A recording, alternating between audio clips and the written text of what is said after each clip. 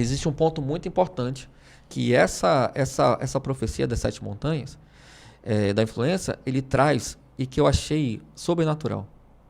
Porque no monte da religião, não é todo mundo que é pastor de igreja. Não é todo mundo que é líder de igreja. Não é todo mundo que é evangelista.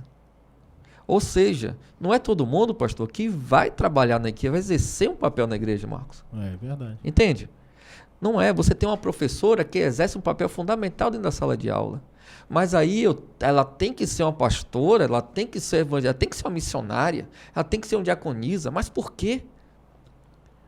Então, nesse livro, né, que tem falando exatamente sobre as 7 montanhas, ele fala que apenas 3% da sociedade cristã evangélica, ela é do contexto da religião. São os líderes. E os liderados? O que vão fazer? E aí abre todo, porque não existe vácuo espiritual. E existe, então abre uma linha de orfandade muito grande. Ou seja, bem, porque se eu não for pastor, eu estou sendo fracassado. Porque se eu não for diácono, eu estou sendo fracassado. Porque eu sou crente, mas não estou sem cargo. Eu sou crente, mas eu estou sem o título. Mas para ser alguma coisa, mas realmente para ser discípulo de Jesus, eu tenho que ter alguma coisa. Mas quem disse? Isso é perigoso, né?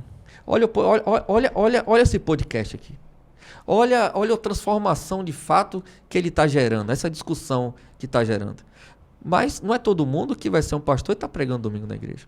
Verdade. Então ali ele já começa a traçar um caminho de identidade da pessoa para falar sim.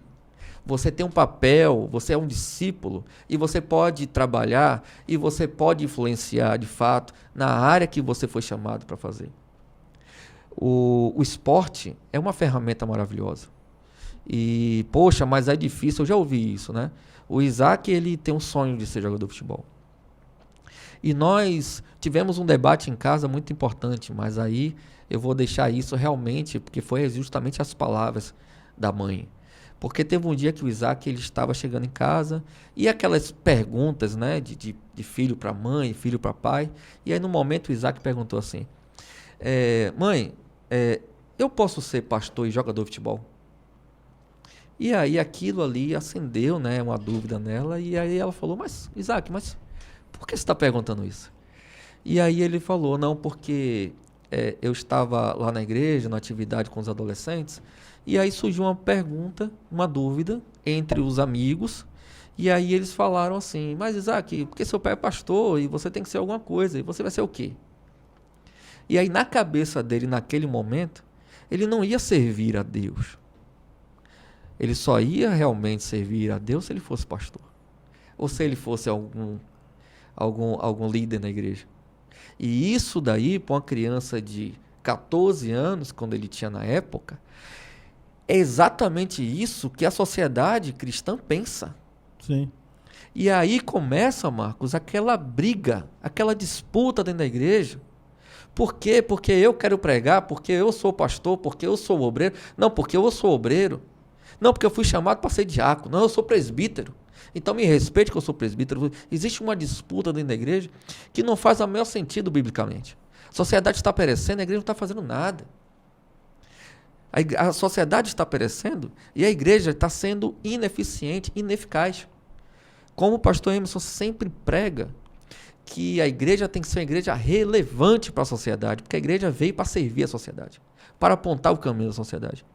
Então essa pessoa, de fato, começa aquela briguinha dentro da igreja, que o pastor olha aquilo e o pastor fala, não sei o que é que eu faço. Meu Senhor, não sei o que é que eu faço, justamente porque a identidade não está formada. E quando a identidade está formada, a pessoa sabe quem é, para quem serve, quem é o Senhor. E, de fato, eu tenho um papel importante. E quem tem trabalho para fazer, de fato, não tem tempo para brigar. Não tem tempo para disputar. Forte. Forte Brasil. Vou fazer uma pergunta aqui.